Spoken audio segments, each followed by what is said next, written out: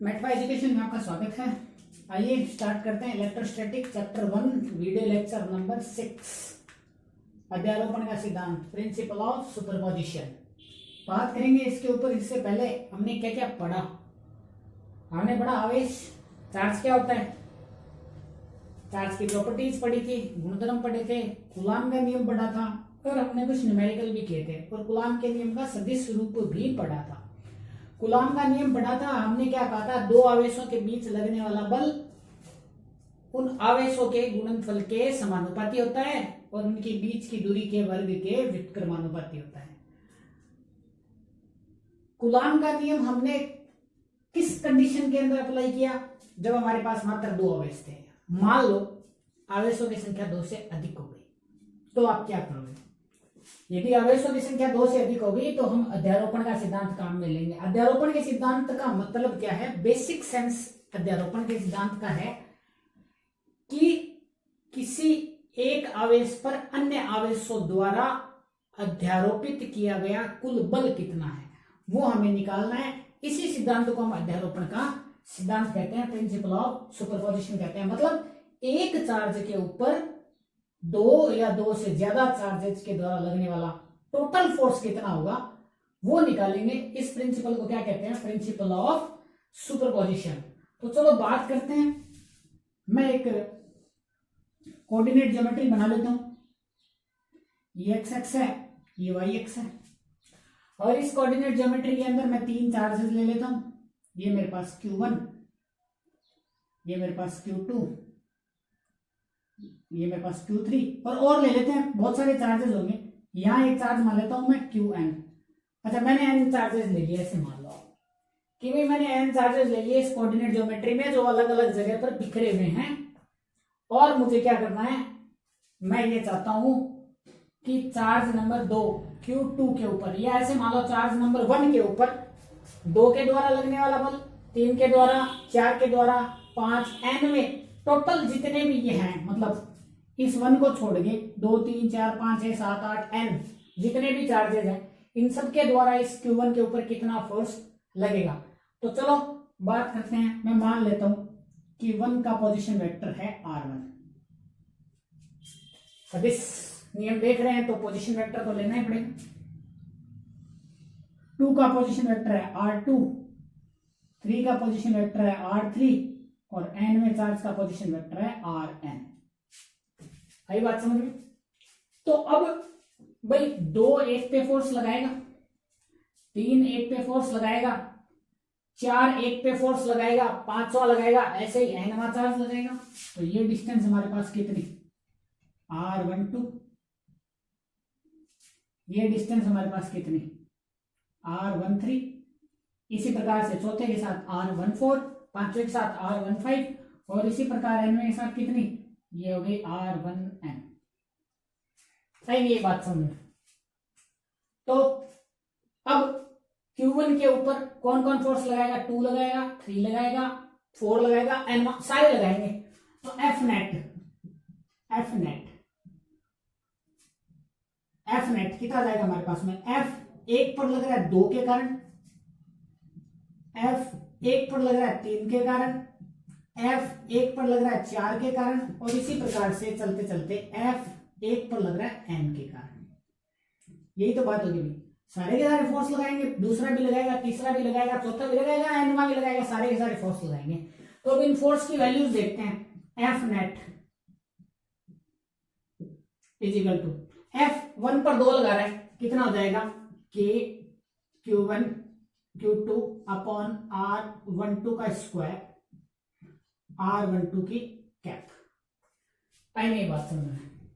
Plus F13 K Q1 Q3 बटा R13 का square, R13 की कैप। 4 भी लगाएगा, इसी प्रकार से nवां भी लगाएगा। nवां का लिख लेते हैं K Q1 Qn upon R1n का स्क्वायर, R1n की जैसे नहीं जैसी भी बात। अब देखो इनके अंदर कॉमन क्या है? K और Q1 सबके पास है, बाहर निकाल लेते हैं। K Q1 अंदर क्या बच गया?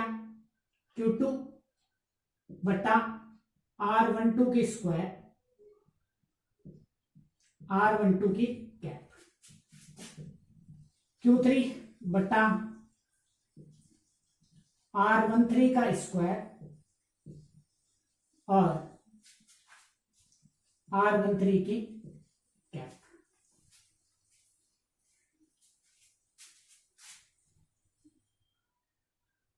प्लस QN बट्टा R1N का स्क्वायर, R1N की कैप। अब देखो हमारे पास क्या क्या, अभी भी देखो बहुत सारी चीजें हैं जो एकदम सेम है। देखो R1 R1 R1 सबके पास है, पर आगे क्या चल रहा है, 2 3 N। देखो Q2 Q3 QN एक एक बढ़ता जा रहा है, R12 R13 R1N। अब देखो मैथमेटिकल लैंग्वेज में इसको कैसे लिखेंगे, देखो K Q1 sigma, 10th class के अंदर 17वें चैप्टर के अंदर आप पढ़ गए हो मैथमेटिक्स के अंदर, सिग्मा का मतलब होता है जोड़। QN या QN नहीं लिखेंगे, QI लिख देते हैं, N तो है हमारे पास में, बटा R1I का स्क्वायर, R1I की कैप। अब देखो I कहां से जा रहा है, देखो I देखो यहां भी 2 है 2 है 2 है, 3 3 3, N मतलब I is equal to 2 to N F net. तो हमने क्या किया, हमने चार्ज नंबर 1 पर 2 3 4 5 6 7 8 9 सबके द्वारा टोटल फोर्स कितना लगेगा उसको कैलकुलेट कर लिया, और यही है सुपरपोजिशन, प्रिंसिपल ऑफ सुपरपोजिशन या फिर अध्यारोपण का सिद्धांत। तो इस ये डेरिवेशन आपको आना चाहिए, और इसके बेसिस के ऊपर न्यूमेरिकल देखेंगे, तो इसको आप नोट कीजिए और फिर उसके बाद न्यूमेरिकल करवाते हैं। तो अध्यारोपण के सिद्धांत पर आधारित एक न्यूमेरिकल देखते हैं। तो न्यूमेरिकल है 4 समान आवेश Q किसी वर्ग के 4 कोनों पर रखे हुए, जिसकी भुजा A है, एक वर्ग है जिसकी भुजा A है और जिसके 4 कोनों पर 4 चार्जेस रखे हुए हैं। इन प्रत्येक आवेश पर अन्य आवेशों द्वारा लगने वाले बल का मान ज्ञात कीजिए। मतलब इस एक आवेश पर बाकी 3 आवेशों के द्वारा लगने वाला कुल बल कितना होगा उसका मान ज्ञात करना है। तो मैं इसको नाम दे देता हूं, चार्ज नंबर 1, ये 2, ये 3 और ये 4। 1 के ऊपर 2 के द्वारा लगने वाला, 3 के द्वारा लगने वाला और 4 के द्वारा लगने वाला कुल बल निकालना है। 4 के ऊपर भी निकालोगे तो 1 2 3 के द्वारा उतना ही होगा मान, 2 के ऊपर निकालोगे 1 3 4 के द्वारा भी उतना ही होगा, और 3 के ऊपर 1 2 4 के द्वारा भी उतना ही होगा। एक निकाल लेते हैं, F net is equal to F 1 पर लगने वाला 2 के कारण, 1 पर लगने वाला 3 के कारण, 1 पर लगने वाला 4 के कारण। आई बात समझ में? अब 2 लगाएगा 1 के ऊपर, दोनों प्लस क्यू चार्ज है, बल लगेगा प्रतिकर्षण का, मतलब ये इसको इधर धक्का देगा, F12। यही तो बात। F12 की वैल्यू देख लेते हैं, F12 इज इक्वल टू कितना जाएगा हमारे पास में, K Q स्क्वायर बट्टा दूरी कितनी A, तो A स्क्वायर। 4 नंबर 1 पर लगाएगा बल इधर, F4 की वैल्यू देख लेते हैं, F14 इज इक्वल टू के क्यू स्क्वायर बट्टा दूरी कितनी A स्क्वायर। अब 3 नंबर 1 पर लगाएगा बल ऐसे, इस प्रकार से, ऐसे इस प्रकार से प्रतिकर्षण का, ठीक है, इस डायरेक्शन के अंदर।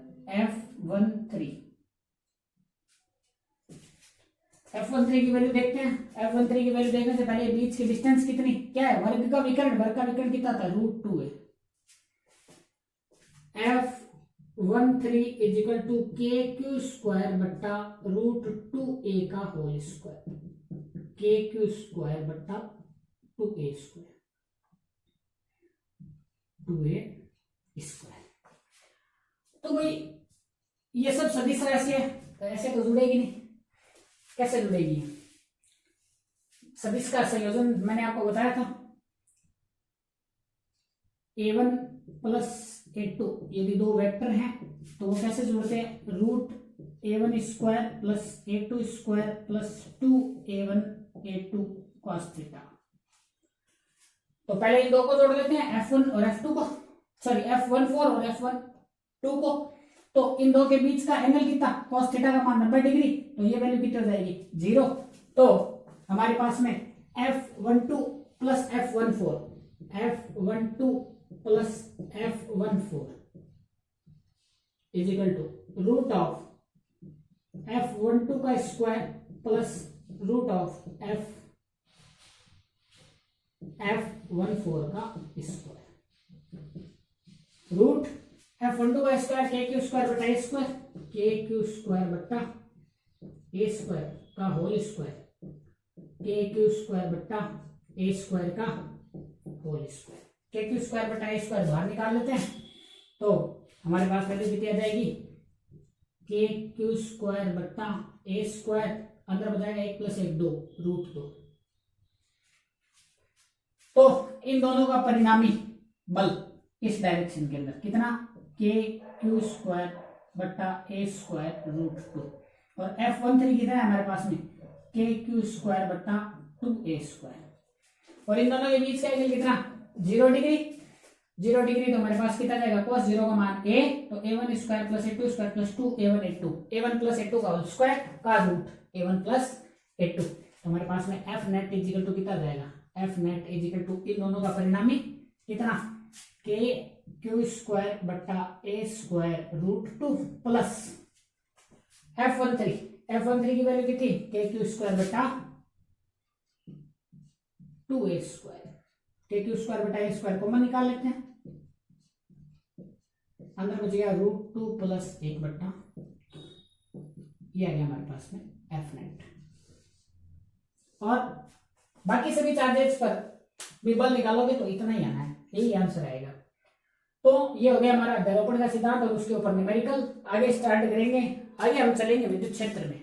विद्युत क्षेत्र में करंट लगेंगे हमें, तो वहां से हमें बहुत कुछ नॉलेज होगा। विद्युत क्षेत्र क्या होता है, विद्युत क्षेत्र कैसे बनता है, विद्युत बल रेखाएं क्या होती है, द्विध्रुव क्या होता है, द्विध्रुव के कारण विद्युत क्षेत्र क्या होता है, और बल आघूर्ण क्या होता है। लगभग 3 लेक्चर और बन जाएंगे इसके, तो इसके ऊपर मेहनत करें। पहला चैप्टर है, आसान भी है, थोड़ा ट्रिकी भी है, बढ़िया चैप्टर है। न्यूमेरिकल आप करते जाएं। आपको कोई न्यूमेरिकल में प्रॉब्लम है तो आप कमेंट के अंदर मुझे बता सकते हैं, मैं आपको सॉल्व करके भेज दूंगा। Thank you.